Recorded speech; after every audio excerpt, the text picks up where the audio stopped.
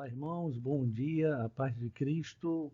Hoje estamos dando início à nossa lição 2, né, da nossa revista Palavra e Vida, Esperança em Tempo de Quarentena. A semana passada tivemos a primeira aula, né, a lição 1 com o irmão Valdeir, e hoje vamos dar sequência, né, à nossa lição 2. Serão no total, novamente, assim, teremos 13 lições, né, e hoje a nossa lição é A Diversidade Traz Maturidade. Então, vamos ver aqui o que vamos falar sobre a diversidade traz maturidade. Muito interessante, né? Na realidade, todas as lições são excelentes, né? E essa hoje também não deixa de ser, porque você vê que na diversidade traz maturidade. Estaremos estudando nessa lição. A diversidade é inevitável, a diversidade tem fontes diversas, a diversidade é pedagógica.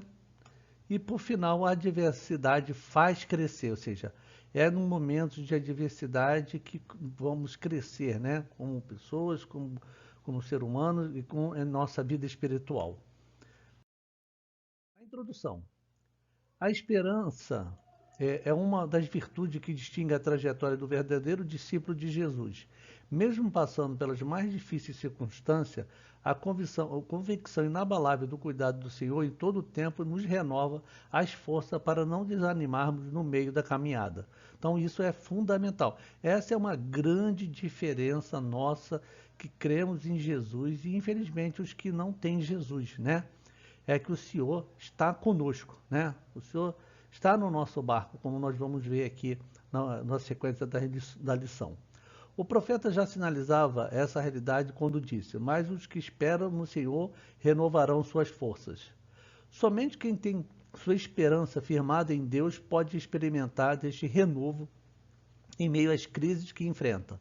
O apóstolo Paulo passou por situações desafiadoras no ambiente de obediência e cumprimento da missão. Ele descreve parte de suas adversidades na segunda carta aos Coríntios. Foi no exercício do ministério e foi por obedecer ao chamado do Mestre que ele sofreu açoites, prisões, perigos de morte, apedrejamento, sofreu naufrágio, rejeição, fome, sede, jejum, sua autoridade apostólica colocada em dúvida. Enfim, a lista dos sofrimentos é enorme. O registro do naufrágio de Atos 27 inclui certamente muitos elementos de uma diversidade. Afinal, Paulo foi preso por pregar o Evangelho. Perto do julgamento, foi transferido para Cesareia para Roma. Durante a viagem aconteceu uma tempestade, a carga foi perdida, o navio destruído e os tripulantes e passageiros quase morreram. Durante a crise do naufrágio, Paulo permaneceu calmo e pôde ajudar as pessoas a superarem aquele momento, movido pelo encontro com o Senhor e por confiar plenamente em sua promessa. A adversidade não foi capaz de impedir que o apóstolo desistisse. Olha que interessante, né? Movido o encontro com o Senhor e por confiar plenamente em sua promessa, a adversidade, né? Tudo que ele passou, que nós lemos ali logo acima, né, não foram capazes de impedir que o apóstolo desistisse. Ao invés disso, ele se enche de coragem para aproveitar aquela circunstância desfavorável para testemunhar de sua fé e prosseguir no exercício da missão que Deus lhe confiara. Olha como é fantástico, né? A presença do Senhor na vida da gente e como foi na vida de Paulo. A adversidade tem o poder de revelar a intensidade de nossa comunhão com Deus. É na adversidade que a gente vê também a nossa intensidade de comunhão com Deus e o nível de nossa confiança em Sua palavra. Desanimar é uma possibilidade para um discípulo verdadeiro, porque, segundo o apóstolo, mesmo que externamente estejamos sendo destruídos, não há nada que possa abalar as convicções que foram plantadas no nosso homem interior, pelo poder do evangelho que recebemos. Então, isso também é muito boa essa lição, irmãos. Você vai ver que e vai entender que mesmo nas adversidades não vamos ter força porque estamos com Deus, estamos com Jesus. Há um provérbio anônimo que diz: somente sabemos o sabor do chá quando colocamos água quente nele. É realmente, né? Quando colocar água quente, né, a gente vai saber o sabor do chá. E isso significa que as adversidades são uma necessidade que tem o poder de revelar quem de fato somos. Aí que vamos ver, né, como agimos, né, se realmente como crentes, né, quando estamos na diversidade, como vamos agir, né? Aí esse é o momento na diversidade de revelar quem realmente de fato somos, né, nesse momento de diversidade. Quando agimos dentro da normalidade, mostramos quem queremos ser, mas quando reagimos diante da diversidade, mostramos quem somos de verdade. Existem recomendações preciosas que a palavra nos oferece para atravessarmos o momento de crise e, assim como na experiência do apóstolo Paulo, mantermos nossos olhos firmes naquilo que está por vir, para não sermos tragados pelas circunstâncias temporais. A adversidade é inevitável. Nem de longe a promessa da palavra sugere que a vida cristã envolve imunidade aos problemas da vida. Pelo contrário, a Bíblia está repleta de histórias narrando as lutas que servos fiéis precisaram atravessar. E é verdade. Não são apenas os desobedientes que estão expostos aos sofrimentos e desafios. Não podemos nos esquecer que residimos numa terra devastada pelo pecado e moramos num tabernáculo que envelhece, adoece e morre. Esta é uma realidade universal. Nesse sentido, crentes e incrédulos estão no mesmo barco. Ou seja, crentes e não crentes estão no mesmo barco. A diferença, qual é a grande diferença que nós temos para os incrédulos, né? Nós temos Jesus, né? Para os que não crentes, né? Nós temos Jesus. Essa é a grande diferença, né? A salvação no Senhor Jesus. Por outro lado, padecemos as consequências de nossa escolha de servir ao Evangelho e aprendemos com Paulo que, por amor de Cristo, vos concedido não somente crer nele, mas também sofrer por ele. No mistério de Jesus, encontramos um episódio envolvendo os discípulos recebendo uma ordem expressa do Mestre para atravessarem para o outro lado do mar da Galiléia, enquanto ele despedia a multidão. Os discípulos obedeceram e durante aquela travessia enfrentaram uma grande tempestade.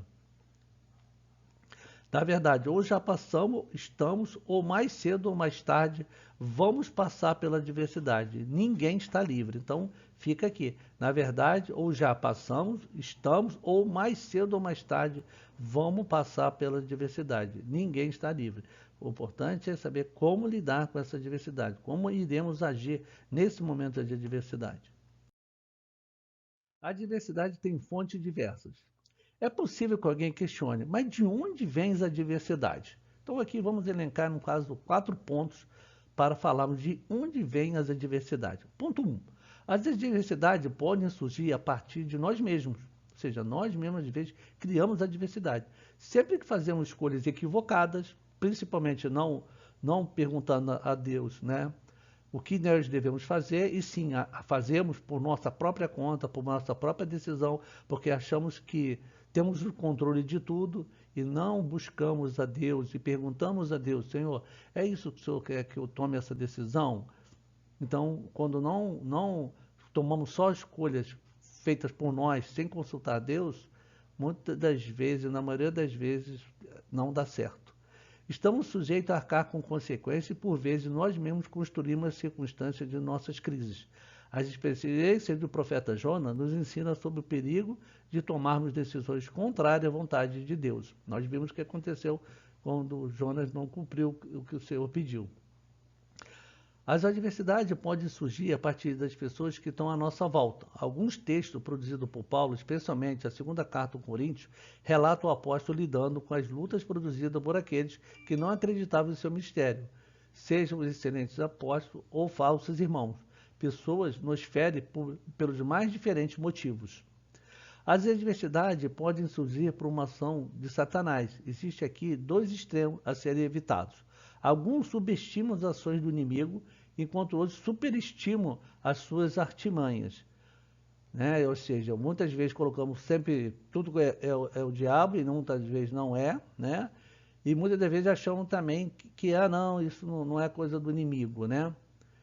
Então também temos que ter cuidado, porque às vezes é coisa do inimigo, temos que estar atento, né? Temos que estar atento que pode ser uma coisa do inimigo. Quando Paulo se refere ao espinho na carne, ele o identifica como um mensageiro de Satanás, que lhe foi enviado para esbofetear.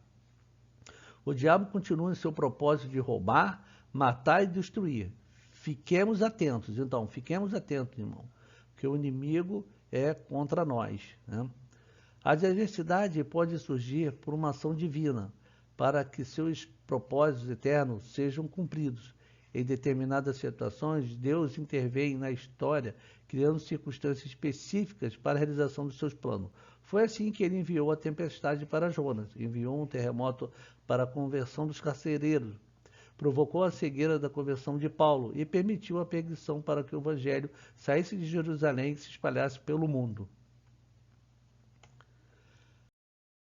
A diversidade é pedagógica. Mais importante que sair das situações de adversidade é aprender lições que a diversidade pode nos proporcionar. Então aqui é bem interessante, né? Não só mais do que você sair dessa situação de adversidade, quais são as lições, né, que essa adversidade colocou para você na sua vida, né? O que você tirou de lição, né, ao ter passado por todas essas adversidades naquele momento? Vamos aqui elencar em 3 tópicos, né?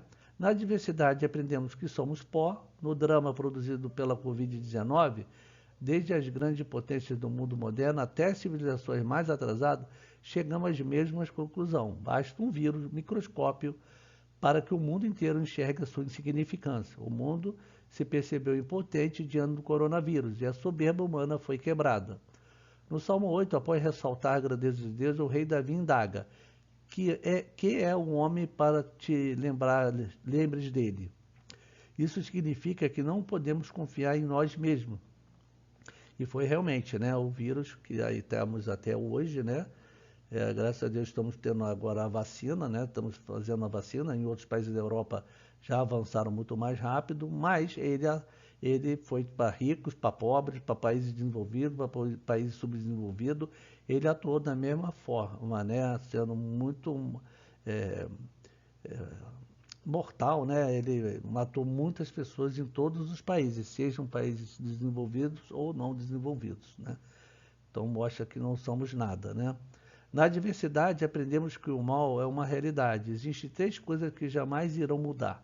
O mundo nunca deixará de ser mundo, a carne nunca deixará de ser carne e o diabo nunca deixará de ser diabo. Lembre-se que o mundo jaz no maligno. Não se esqueça que a carne é fraca e que o inimigo é mentiroso. Não podemos nos descuidar com essas áreas de nossa luta. Na adversidade, aprendemos a confiar em Deus. Quando nos faltam os recursos humanos, os celeiros divinos estão cheios à nossa disposição. No Salmo 19, 71, a palavra afirma: foi bom para mim ter sido afligido para que aprendesse os teus decretos. Na palavra de Deus encontramos toda a provisão que precisamos para atravessar os dias de adversidade. Deus zela em cumprir suas promessas na vida dos seus filhos amados.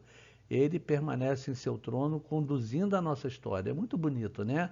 Deus zela em cumprir a sua promessa na vida dos seus filhos amados. Nós somos filhos amados por Jesus, por Deus. Ele permanece em seu trono, conduzindo a nossa história. Agora a parte 4. A diversidade nos faz crescer, ou seja, nesse momento de diversidade, passamos por ela, né? Tiramos lições pedagógicas por ela e agora ela nos faz crescer, né? Nos faz ter uma maturidade, né? O foco de nossa atenção ultrapassa os níveis da peregrinação. Um dos grandes prejuízos desse tempo é a nossa atenção exagerada no aqui e agora. Olhando para a vida do grande apóstolo, percebemos claramente que ele estava mais preocupado com as coisas celestiais que as terrenas. Ele não olha para a diversidade como um fim em si mesma, mas como um instrumento que Deus usa para o nosso conhecimento. Por mais intenso que seja o sofrimento dessa vida, Paulo o qualifica como leve e momentâneo. Se não é correto minimizar a sua importância, não devemos também maximizar seu alcance. Então, olha só, realmente, a gente passa por diversidade, né? Essa é uma lição também, como eu falo, a lição é para todos nós. Eu estou aqui, né? Mas também é para mim, né? Para reflexão minha, né? Muito momento também aqui, pelo menos que eu estou entendendo aqui nesse ponto que o autor quer colocar para a gente, que às vezes a gente coloca muito problema num momento de adversidade, né? E também às vezes exagera nisso, né? Então, não devemos também maximizar seu alcance, ou seja, foi muito difícil, né? Quer dizer, então também temos que ter ter isso como equilíbrio, né? Mas esse equilíbrio só é possível na medida em que não perdemos de vista o seu resultado. Paulo diz que a tribulação produz um eterno peso de glória muito excelente. A justificativa está em não atentarmos para as coisas temporais. Na história da igreja sempre houve adversidades. Desde o livro de Atos até a história recente, a Igreja de Cristo esteve sempre envolvida por muito desafio. Na minha infância, eu não tinha paciência para ler todo o enredo das histórias em quadrinhos. E quando a situação estava muito difícil, eu virava algumas páginas por curiosidade. Li a última parte, antecipando assim o final da história. Creio que foi por conhecer essa nossa inquietação que Deus providenciou para nós a antecipação da final da história, né? É só ler a última página, né? Para pensar e agir. Por serem imprevisíveis, como você se prepara para os dias da adversidade? O que fazer para as adversidades não afastem de nossos compromissos espirituais? Então, quando a adversidade possa atrapalhar nossos compromissos espirituais.